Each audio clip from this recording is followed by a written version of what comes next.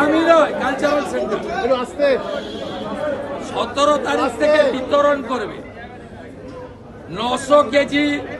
প্রথমে তো ওই খোয়ার কোনো স্কিম ছিল না, প্রথমে ছিল 10 টাকার পেড়া 10 টাকার গজা, এখনো 10 টাকাই আছে।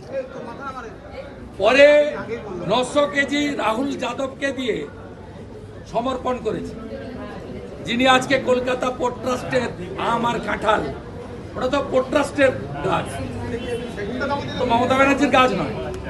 কারণ মমতা ব্যানার্জির বাড়িটা পোর্ট ট্রাস্টের জায়গা, ওনার কোনো দলিল নেই। ওটা গাছ, যে আম আর কাঁঠাল গেছে ওটা পোর্ট ট্রাস্টের, কলকাতা পোর্ট ট্রাস্টের। তাই